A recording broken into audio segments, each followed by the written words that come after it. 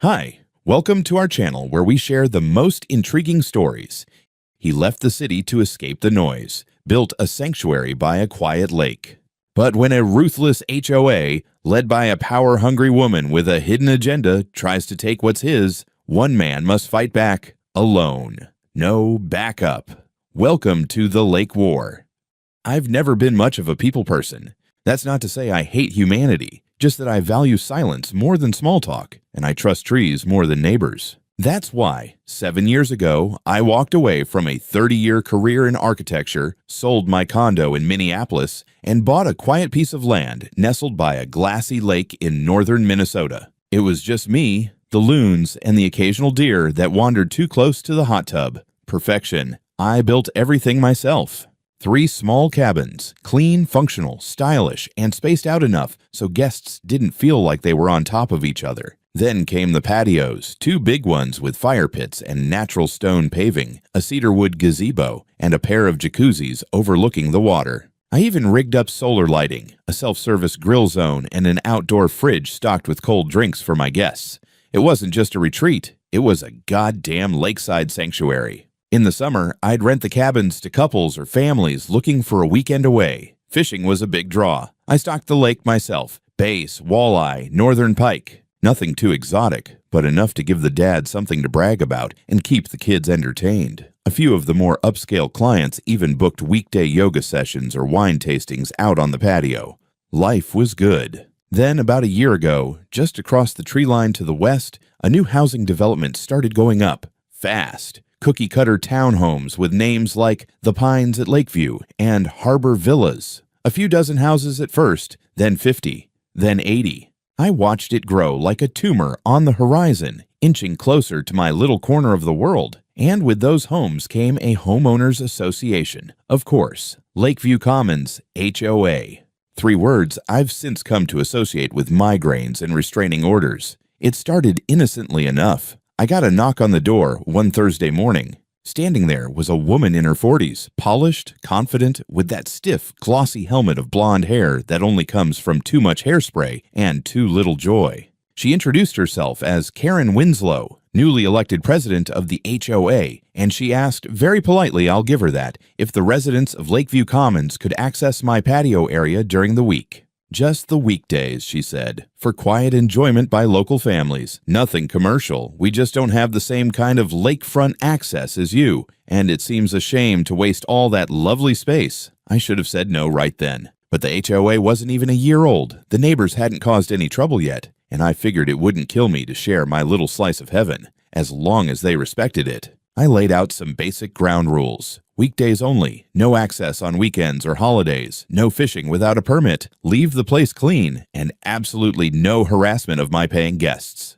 Karen smiled, nodded, even shook my hand like we were sealing some old-fashioned gentleman's agreement. I didn't put it in writing. That was my first mistake. The first few weeks, it went okay. A few moms with kids showed up, read books under the gazebo, dipped their toes in the lake. Some seniors brought lawn chairs and sipped iced tea by the water. I admit, it felt kinda nice seeing the space used. A few of them even thanked me. But then came the coolers, the Bluetooth speakers, the inflatable flamingos, teenagers in wet sneakers tracking mud into my patio. Someone took a dump in the bushes behind the grill zone.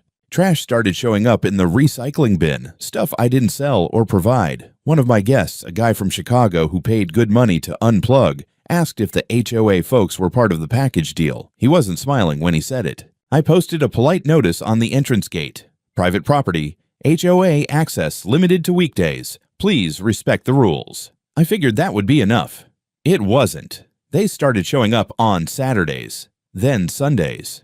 People I'd never seen before, claiming to be friends of residents. One group brought fishing poles and started casting off my dock like they owned the place. Another group took over the gazebo for a birthday party. I came down with a cup of coffee and nearly walked into a pack of 10-year-olds playing tag across the garden beds. Nobody asked, nobody thanked, nobody cleaned up. I tried speaking to Karen again, called the number she gave me, left a voicemail. No response. Sent an email. Nothing. Then I got a reply from an HOA secretary saying all communications must go through official channels. Whatever the hell that meant. That weekend, a family of 5 set up a full picnic right on my lower patio. One of their kids cracked open a tackle box and started dragging a hook across my freshly stained deck. I told them firmly but not rudely that this was private property and the rules were being ignored. The dad looked up at me like I was the asshole and said, "Isn't this for the community?" That was it. That was the moment. The mental switch flipped and I realized the favors were over. The goodwill was gone. These people didn't see my property as a neighborly courtesy. They saw it as a public park with free entry and no liability. I locked the gates, changed the codes, took down the access permitted sign, put up new ones. No trespassing. Violators will be prosecuted. I knew it would cause a stir, but I didn't expect how fast the retaliation would come, and I sure as hell didn't expect the hellstorm Karen Winslow was about to bring to my door. If I thought locking the gates and posting new signs would be the end of it, I was dead wrong. The following Monday, around 10 in the morning, I stepped out onto my deck with a mug of coffee and saw 2 teenagers scaling the side fence like they were auditioning for American Ninja Warrior. By the time I yelled, they were already halfway to the gazebo, backpacks slung over their shoulders, fishing poles in hand like they'd done it 100 times before. One of them flipped me off as they ran. That afternoon, I reviewed the security footage. Turns out the little punks had been doing this for weeks, sneaking in through a break in the north fence where some shrubs had grown over a weak point. I fixed it myself that evening, hammer in one hand, shotgun across my back, just in case someone decided to get cute. Rural property life, baby. But it wasn't just the kids. By Wednesday, I started getting texts from former cabin guests. One couple from Duluth canceled their July reservation, saying they didn't feel safe after reading what someone had posted about my property online. When I asked what they meant, they sent me a screenshot of a Facebook post from the Lakeview Commons community page. It showed a photo of my patio taken without permission with a caption, "Local landowner bans families from lake access." What happened to being a good neighbor? The comments underneath read like a firing squad. Selfish. Rich loner hoarding nature. Maybe the county should investigate him. Someone named Proud Mom asked if Child Protective Services should get involved because children were crying after being yelled at by a strange man. I laughed at it first, then I stopped laughing. I didn't even have Facebook, but that night I made an account just to see what the hell was going on. I found not one but 3 different groups that had spun up around this mess. The biggest one had nearly 200 members and was run by, you guessed it, Karen Winslow. The cover photo was a stock image of a lake with a bold red stamp that said "Stolen from the community." The group was called Reclaim Lakeview Access. There were dozens of posts, blurry photos of me fixing a fence, claims that I threatened families, stories about how elderly residents used to walk there to feel peace, and how our kids deserve a lake too. I read a post claiming I dumped bleach in the lake to kill fish so people couldn't enjoy it anymore. Another said I installed motion sensors that sprayed pepper spray at children. My favorite was one that said I was illegally running a paramilitary training facility under the guise of a fishing lodge. All complete bullshit. But the problem was, the bullshit was spreading. By Friday, a woman I'd never seen before walked straight up to my gate, shook the lock, and shouted, "Shame on you!" before storming off. Later that day, someone spray-painted the words "communal land" across my mailbox in red. I filed a report with the sheriff's office. They were sympathetic, said they'd make a note of it. But unless I caught someone in the act, there wasn't much they could do. The deputy even chuckled and said, "Sounds like you pissed off the HOA queen." That queen wasn't staying quiet either. I received a hand-delivered letter from the Lakeview Commons HOA, written on thick cardstock like it was a goddamn wedding invitation. It accused me of violating the spirit of shared community values and contributing to an atmosphere of hostility and segregation. They claimed I had reneged on a verbal agreement with residents, and unless I reinstated access, they would take further steps to address the matter. No mention of any legal grounds, just vague threats and sanctimonious passive aggression dressed up in Times New Roman. I had my lawyer, Julia Foster, take a look. She chuckled, said it wasn't enforceable in any court, but warned me to keep everything documented. "This isn't about the law," she said. "It's about pressure, social, political, emotional. Karen wants to make you the villain, and if enough people believe it, she wins, even without a case." I spent the next 2 weeks on the defensive. I added 2 more cameras, reinforced the gates, updated the signage. I even drafted up an official usage policy, had Julia notarize it, and sent a copy to the HOA, just so there would be no confusion. The response? Radio silence. But the posts online doubled in number. Someone even posted my address alongside an invitation to visit the lake and decide for yourself. Like it was Yelp. Then came the worst of it. One Saturday morning, I was giving a tour to a potential client, a local wedding planner who wanted to rent the space for lakeside elopements. As we were walking toward the main patio, we stumbled on a group of HOA residents already there, sitting around the fire pit like they owned the place. They had wine, Bluetooth speakers, and zero shame. I asked them calmly to leave. The woman pouring Chardonnay into a solo cup said, "Oh, Karen said it was fine." I told her Karen didn't own the property. She just smiled and said, "She owns the community." Then added, "Don't be such a grump. You're already the bad guy online, might as well live up to it." The wedding planner left 5 minutes later. No call, no email, just gone. That night, I finally cracked. I sat at my desk with every scrap of correspondence, video footage, and printed out Facebook post and started building a timeline. I created a folder called Karen War Crimes. It wasn't funny, but I had to laugh anyway. Or I'd start throwing things. I wasn't just dealing with bad manners or entitled suburbanites anymore. This was organized, coordinated, targeted, and for the first time since moving here, I realized I wasn't going to win this with patience or politeness. I didn't leave the city just to end up fighting a PR war with a suburban HOA, but here we were. The next move was mine. By midweek, I'd replaced the cheap combination locks on the entry gates with heavy-duty steel deadbolts. I added new signs, more direct, less polite. Private property, no trespassing. Violators will be prosecuted to the fullest extent. I printed them on weatherproof aluminum and screwed them into posts with lag bolts deep enough to survive a tornado. Then I sent a second letter to the HOA. Certified mail, return receipt requested. In it, I stated, politely but firmly, that due to repeated violations of our verbal agreement, access was fully revoked. I reminded them that I was not and never had been a member of Lakeview Commons HOA, nor was my land subject to any of its bylaws. I included plat maps, property boundaries, and a notarized affidavit of ownership, just in case someone over there was pretending not to know. That should have been the end of it. 2 days later, I was sitting on the porch repairing a section of rail when I saw them coming. 3 people walking single file down my gravel driveway, like they were marching to battle. In front was Karen, of course, oversized sunglasses, sharp beige blazer, and a folder tucked under her arm like it contained the nuclear codes. Behind her were 2 other HOA board members, a wiry man named Tom who looked like he hadn't blinked since the Clinton administration, and a woman named Mary Ann who always wore workout gear, despite never appearing even slightly out of breath. Karen didn't wait to be invited. She walked right up to my steps, looked me dead in the eye, and said, "Daniel, we need to talk." I stood. "We don't." She smiled. Not the friendly kind, more like the smile you give someone just before stabbing them in the back.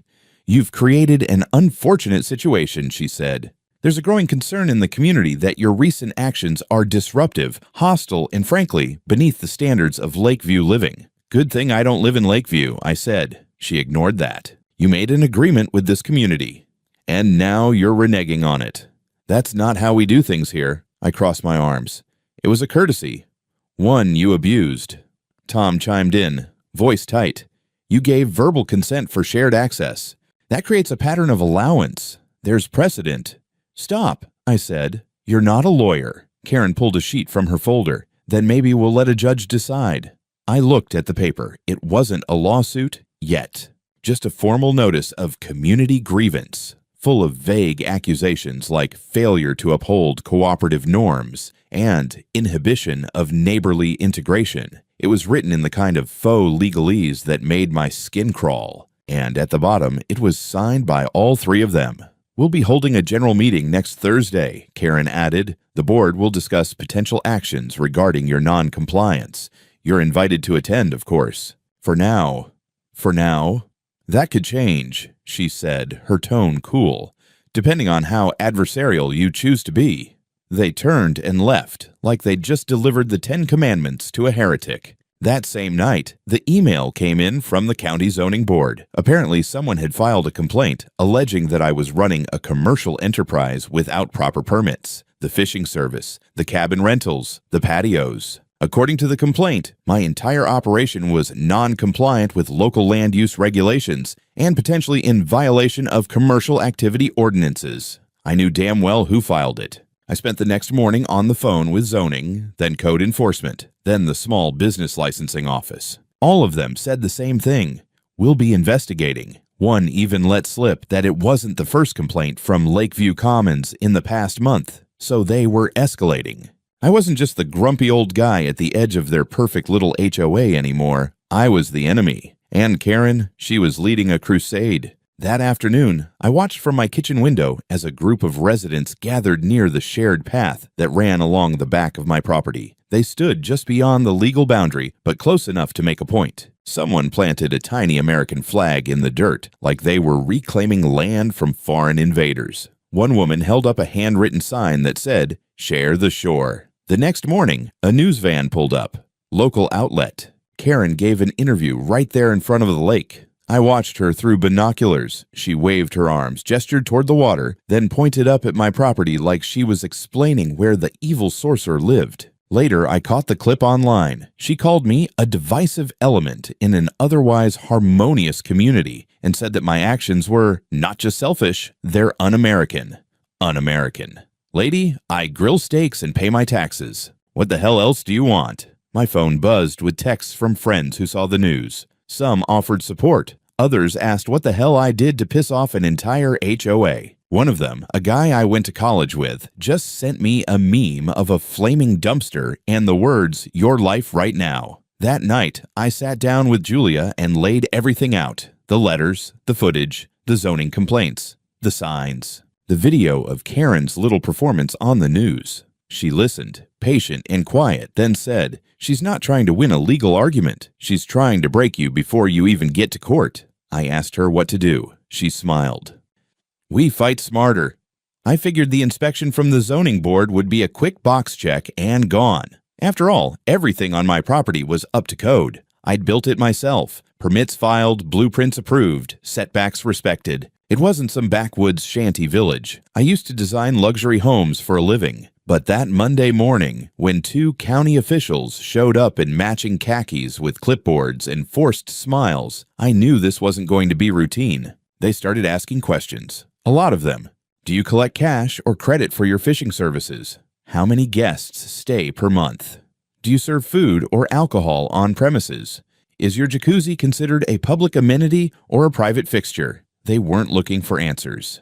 They were looking for violations. One of them pointed out that technically, my booking platform wasn't registered with the county's short-term rental registry, even though the paperwork had only just been updated that year. It was a bullshit technicality, but now it was a problem. They made notes, took pictures, promised to follow up soon. By the time they left, I had that same cold, sour feeling I got the first time I watched someone I trusted lie to my face during a contract negotiation. Except this time, the liar wasn't wearing a suit. It was Karen Winslow playing puppet master behind a bureaucratic curtain. Julia and I dug in. We started with county land records, then tax filings, public HOA documents, anything that might give us a clearer picture of what the hell Karen was trying to pull. And that's when the pieces started falling into place. Turns out Karen's husband, Gerald Winslow, wasn't just a semi-retired engineer like the HOA newsletter claimed. He was listed as the regional managing partner for Vista Land Development, a real estate firm based out of Chicago.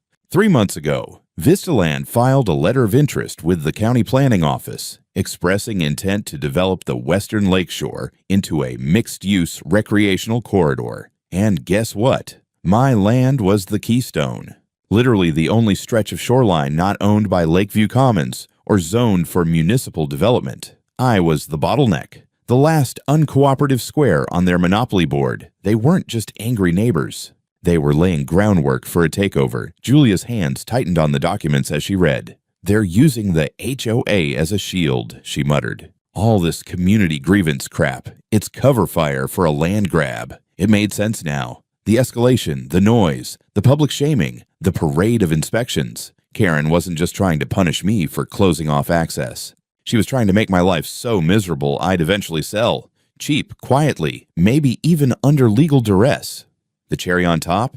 I found a real estate blog post titled Lakeside Expansion Potential for Eco Resorts in Northern MN, written by someone at Vista Land. In the article, it vaguely referenced a pending acquisition that would complete the puzzle. They even used a photo that included my dock, blurred but unmistakable. Karen was planning to sell my land, or at least acting like it was already part of their future project. I didn't know whether to laugh or start flipping tables. That same week, I got hit with another complaint, this time from the Department of Natural Resources. Someone had anonymously reported potential overfishing and unauthorized fish stocking without ecological review. A DNR officer came by, looked around, and politely asked for all my fish records from the last 2 years. Again, guess who had filed the complaint? A little digging turned up the same IP address as Karen's HOA newsletter submissions. The final blow that week came in the form of a thick manila envelope delivered by courier. Inside was a formal legal petition, Lakeview Commons HOA versus Daniel Harper. They were suing me in civil court. The charges weren't about trespassing or property lines. They were far murkier and nastier.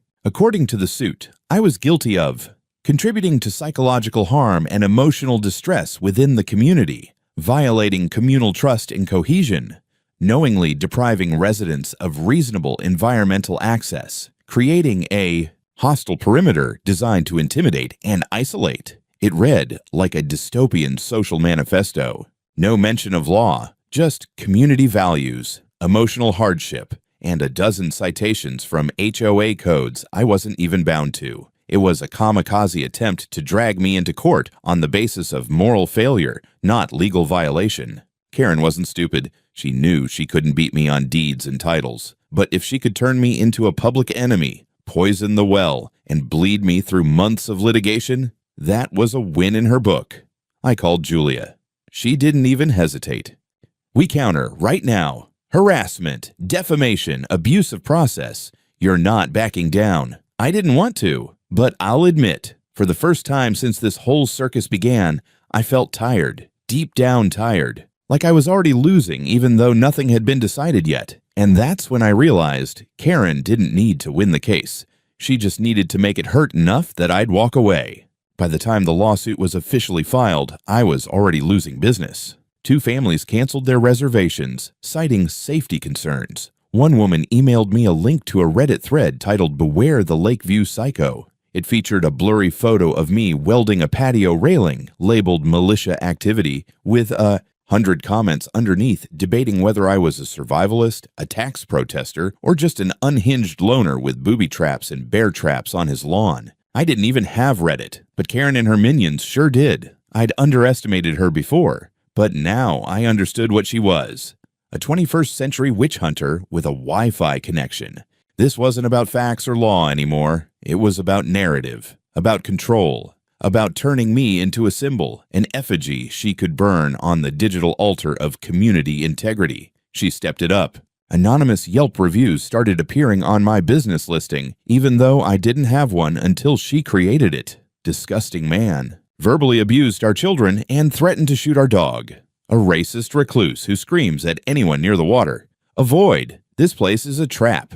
One review claimed I poisoned fish with antifreeze. Another said I used my hot tub as a nude pagan meditation site. There were tweets, TikToks. Local Facebook groups suddenly had pinned posts about a troubling landowner in the Lakeview area. One particularly unhinged video featured a sobbing woman claiming I had traumatized her toddler by refusing to let him pet my dog. Never mind that I don't even own a dog. At first, I tried reporting it, but the platforms were slow, unhelpful, and often anonymous trolls just reposted the content faster than it could be taken down. One account posted a meme of me edited into a Soviet propaganda poster under the text, "Hoarding the lake, hoarding freedom." I'm not sure who designed it, but honestly, decent graphic work. I decided it was time to fight fire with strategy. I called up a guy named Leon, former client, tech genius, and the kind of person who smiled at the phrase IP address trace. I sent him everything I had,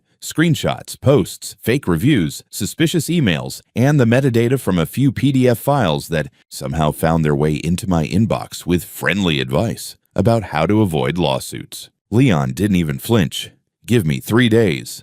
In the meantime, Julia and I drafted a cease and desist targeting the HOA as an organization and Karen personally. It cited defamation, cyber harassment, and tortious interference with business relations. She hand-delivered it to the HOA office, well, technically the converted garage of their treasurer's house, and said Karen's eyes twitched when she saw it. Then Leon called back. He'd found the mother lode. Most of the anonymous posts were tied back to 3 IP addresses, all originating from the same residential router, registered to Karen Winslow's home internet service. A few more were routed through a VPN, but he flagged several identical typing patterns and image metadata signatures. She wasn't even careful. One file still had her name in the export metadata, Karen W. Community Values Final, sloppy. We compiled a report, 17 pages long, with timestamps, network traces, visual matches, and side-by-side screenshots. We included a timeline of the harassment that matched up with HOA meetings and statements made by Karen in public forums.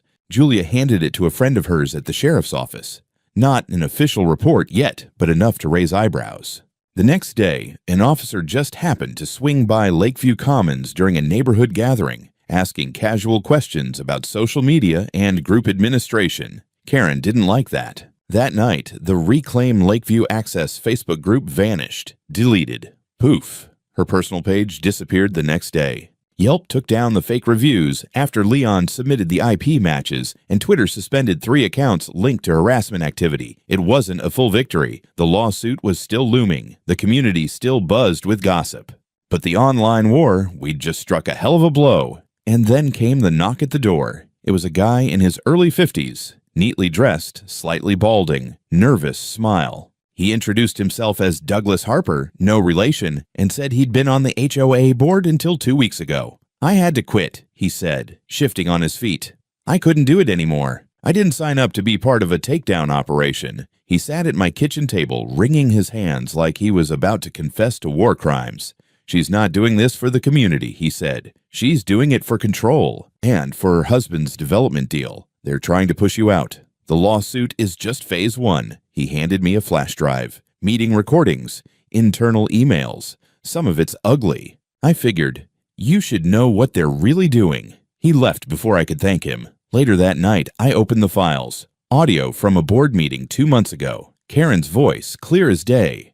"He'll cave eventually. Everyone caves when the pressure's high enough. The man lives alone. He won't last." She was wrong. But she wasn't going to stop either. After Douglas left, I stayed up half the night listening to those board meeting recordings. I heard things I can't unhear. Karen wasn't just manipulative. She was calculated, rehearsed. In one recording, she walked the board through scenarios in which I might be legally or socially pressured into relocating. In another, she laid out projection maps for a community expansion plan that literally had my land penciled in as Phase 3, shoreline integration. I was a phase now. They spoke about my property like it was already theirs, a resource, an obstacle, a pawn on the table. At one point, a voice, probably Mary Ann, asked, "What if he refuses to sell?" And Karen laughed. Not a nervous laugh, but the kind you hear from someone who already knows the outcome. Then we apply enough pressure that the board can vote on eminent domain intervention, or we get the developers to move forward without him. Either way, the perception will be that he held back progress. Let the court of public opinion do the rest. I knew eminent domain wasn't an option, they weren't the government, and my land wasn't for public use. But perception, that was her real weapon. And it wasn't long before the next strike hit. A week later, Julia called, her voice sharper than usual. "Did you sign anything recently?" I blinked. "No." "Why?" "Because I just received notice from the county clerk that a preliminary land transfer document was submitted. For your parcel." My mouth went dry. "Excuse me." She forwarded the email. There it was, a scanned copy of a form titled Intent to Sell, Private Transfer for Development Partnership. The document claimed I'd agreed to sell my land to Lakeview Commons Redevelopment Committee, whatever the hell that was, for a sum of $425,000. It had my name typed under the seller field and a signature that looked vaguely like mine. But it wasn't. I stared at it for a long time. Julia was already 2 steps ahead. She'd pulled the full document record and traced the submission source, a Vistaland intern working with Karen's husband's division. The document had been backdated by 10 days and quietly slipped into the county system during a batch filing of several unrelated land sales. A stealth move, probably hoping I'd be too buried in legal drama to notice. This wasn't just pressure anymore. This was fraud. We immediately contacted the county recorder's office, filed a dispute of authenticity, and flagged the file as fraudulent. Within 48 hours, an internal investigation was launched. That same evening, I received an email from someone inside Vistaland. A whistleblower, no name, just a burner account, truth shored. The message read, "Check their presentation to investors. You're already listed as an acquired holdout parcel, slide 14. I found it." Right there, sandwiched between drone shots of pristine shoreline and marketing buzzwords about community expansion, was a small bullet point that said, "Private acquisition finalized. Harper parcel, development pending regulatory clearance." They were selling me before they bought me. Julia nearly put her fist through her laptop when she saw it. "We're not just going to court," she said. "We're going nuclear." She filed a motion for injunctive relief, demanding that all actions related to the fake land transfer be frozen pending investigation. She also contacted the state attorney general's office to report attempted fraudulent conveyance, a felony in Minnesota. Meanwhile, I took the offensive. I reached out to local journalists, ones who still cared about facts. One of them, a woman named Camilla from the Duluth Sentinel, agreed to come interview me on site. I showed her the land, the cabins, the signage, the documents, the timeline, and I handed her the recordings of the HOA meetings, with one clip queued up perfectly, Karen's voice crisp and smug. "Once we get the perception locked in, no one will care if it's legal." Camilla's eyes widened. "You mind if I use that?" "I'm begging you to." Within 72 hours, her article dropped. HOA or hostile takeover, one man's fight against suburban empire building. It went semi-viral, at least in Minnesota circles. The comment sections were a battlefield. Some still called me stubborn, selfish, paranoid, but many others started asking the right question. Why does a real estate developer need to fake a land sale from a private citizen? The pressure shifted. Suddenly, Karen wasn't the noble neighborhood president fighting a recluse. She was the developer's wife playing HOA overlord, forging documents to secure shoreline rights she had no claim to. She didn't show her face at the HOA mailbox station for days, but I knew she wasn't gone. Karen was the kind of enemy who doesn't quit. She regroups, she reloads, and judging by the silence, she was already planning her next move. The court date came faster than I expected. I walked into the county courthouse wearing the one good suit I still owned, navy, tailored, no tie. I didn't want to look like I was playing politician. I wanted to look like what I was, a man forced to stand up and defend what already belonged to him. The courtroom was packed. HOA members, local press, a few nosy neighbors pretending to be curious tourists. Karen sat on the opposite side, calm and collected, in a cream-colored suit with a scarf that looked like it cost more than my truck. Her attorney, some polished bastard from a Minneapolis firm, looked like he'd been hired to smile smugly, no matter how bad things got. The judge, an older woman with steel gray hair and a stare that could cut drywall, wasted no time. Karen's side opened with what they called a community impact assessment. It was a slideshow of sunny pictures, kids playing by the lake, elderly couples on lawn chairs, a dad fishing with his son. Then came a sudden turn. Photos of my no trespassing signs, cherry-picked security footage, and one particularly grainy video where I yelled at a group of intruders after they tried to light fireworks near the propane grill. Hostile, the lawyer said. Unneighborly. Dangerous. Julia didn't blink. When it was our turn, she walked up calmly, greeted the judge, and requested to enter Exhibit A, 17 pages of IP trace reports. Then Exhibit B, whistleblower emails. Exhibit C, the fake land transfer with my forged signature. And finally, Exhibit D, a USB drive with the audio files from the HOA meetings. When the judge asked what she'd hear on those recordings, Julia simply said, the quiet part out loud. We played the clip. Karen's voice, crisp and unmistakable. He'll cave eventually. Everyone caves when the pressure's high enough. The man lives alone. He won't last. There was a shift in the room. A subtle silence, the kind that settles when everyone realizes the story they thought they knew just broke open. Karen's lawyer objected, of course, claimed it was taken out of context, that it was expressive rhetoric and boardroom theorizing. The judge let him ramble, then asked, "Do you dispute that this is your client's voice?" He hesitated. "No." Julia didn't stop there. She called Douglas to the stand. He testified calmly, clearly, and under oath. Talked about internal emails, manipulation of meeting records, how votes were orchestrated. She led us to believe we were doing the right thing. But it wasn't about access. It was about acquisition. It was always about the land. Then came Leon, the tech guy. He explained the social media attacks, the sock puppet accounts, the metadata trails, and the patterns of coordinated smear campaigns. And then Julia called me. I stood in front of the room and told the truth. Not just the facts, but the weight of it all, the exhaustion, the harassment, the fear that everything I'd built could be dismantled by one power-hungry suburban tyrant who mistook my silence for surrender. I could feel eyes on me from every corner of the room. Karen wouldn't look up. The judge called for recess. When we returned, things had shifted. The courtroom was tense, like a live wire humming in the floorboards. The judge's expression had gone from neutral to surgical. She addressed both sides. This case is not just about property. It is about boundaries, legal, personal, and ethical. One party has clearly overstepped all three. Then she turned to Karen and her lawyer. "I will not tolerate weaponized bureaucracy masquerading as community stewardship." Karen's face cracked then, just a little. The corners of her mouth twitched, the mask slipping. Her lawyer whispered something, and she gave a small nod. But she knew.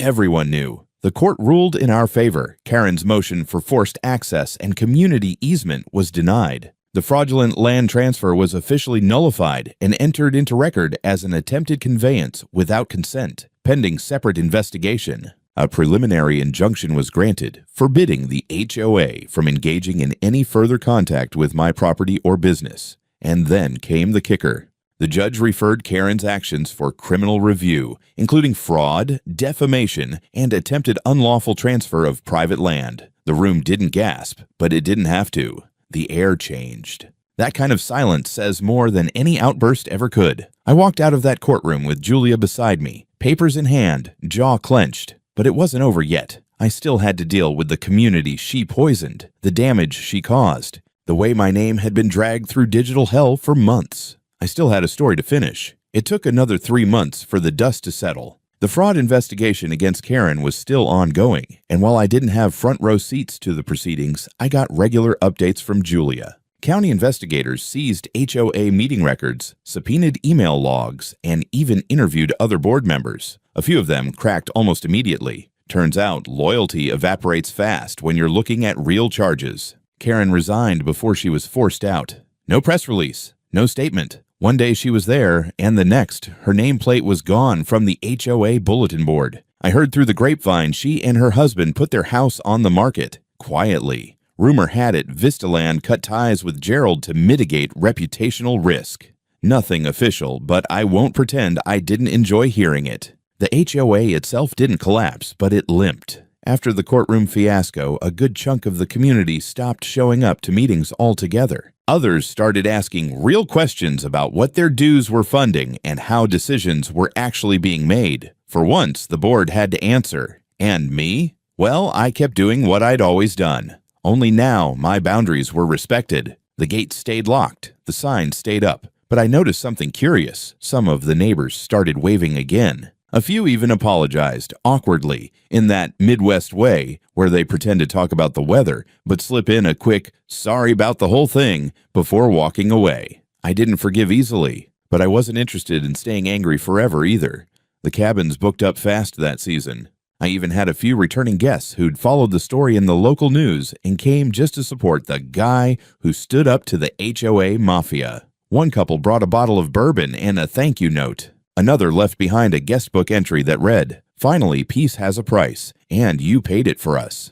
But not everything was easy. There were still comments online, still snide looks from a few of Karen's old inner circle, still whispers about how I'd overreacted or embarrassed the community. Some wounds take time, some don't heal at all. I accepted that. Then, one evening in early fall, I got a letter, handwritten, no return address. Inside was a folded HOA meeting agenda, dated 2 months ahead. At the bottom, in a shaky pen, someone had written, "We're voting on dissolving the association, quietly. Some of us think you were right all along." No name, no signature. I laughed when I read it. A long, dry, tired laugh. Then I poured myself a drink and walked down to the patio, the same one Karen once called Stolen Shoreline. The lake was glass smooth, golden, still. I sat in one of the Adirondack chairs and looked out across the water, thinking about the fight it took to sit here in peace, about how damn close I came to giving up, about how power doesn't always look like money or lawyers. Sometimes it just wears a polite smile and calls itself community. But this land, these trees, these stones, this stretch of honest, hard-earned space, it was mine. Still is.